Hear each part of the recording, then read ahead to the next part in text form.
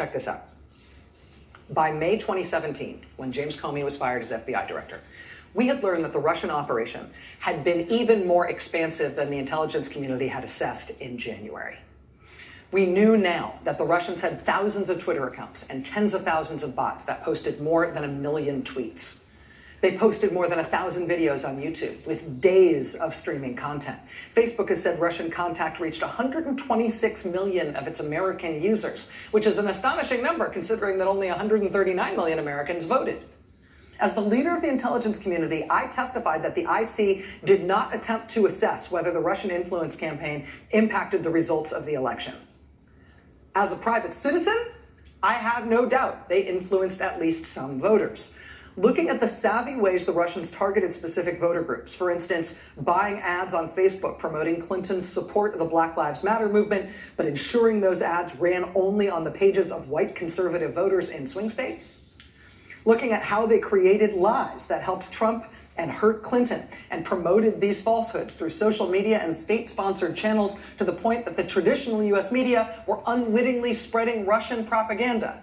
Looking at how they ran a multifaceted campaign and sustained it at a high level from early 2015 until Election Day in 2016, Clapper concludes, of course the Russian effort affected the outcome of the election.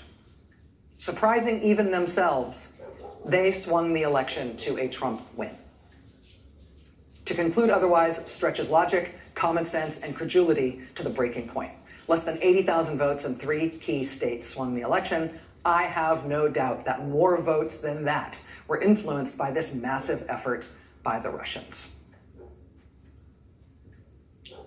The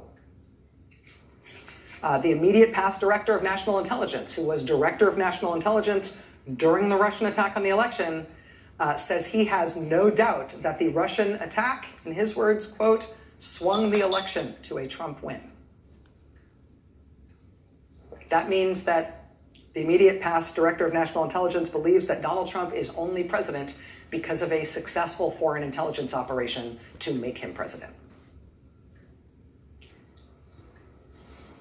And as to the question of whether or not the president's campaign benefited from that operation just by dumb luck, or whether they were in on it in some way, here's what James Clapper says now in this book that is just out tonight. Quote, as the investigations have advanced, the specter of collusion has dominated the discussion.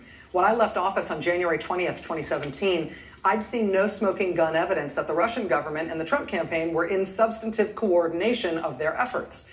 I didn't learn about the June 9, 2016 Trump Tower meeting between Trump's closest advisors and representatives of the Russian government purportedly to discuss dirt on Hillary and sanctions against wealthy Russians. I didn't learn about that until I was firmly retired. But what I did see as DNI is that the Russians and the campaign seemed to employ strikingly parallel messaging in social media posts and public statements, effectively complementing each other to great effect with no attempt to hide it. That combined effort appeared to go well beyond candidate Trump's calling on a foreign power to find 30,000 missing emails belonging to his political opponent, or his praise for WikiLeaks for publishing materials Russian intelligence had stolen. On a routine basis, whenever the campaign published an allegation that hurt Clinton, the Russians would repeat, amplify, and embellish that claim. And when the Russians promulgated a conspiracy theory about her, Trump would repeat it at campaign rallies and on Twitter. Whether secretly coordinated or not, whether there was actual collusion or not, this parallelism constituted a putative team effort by the Russian government and the Trump campaign. He served as director of national intelligence for 6.5 years, including for the duration of the Russian attack on the 2016 election. He says in this new book just out today that the Russian attack did sway the election, that Donald Trump would not be president but for that attack. And he says the Trump campaign helped in the attack. He calls it a putative team effort. James Clapper joins us next.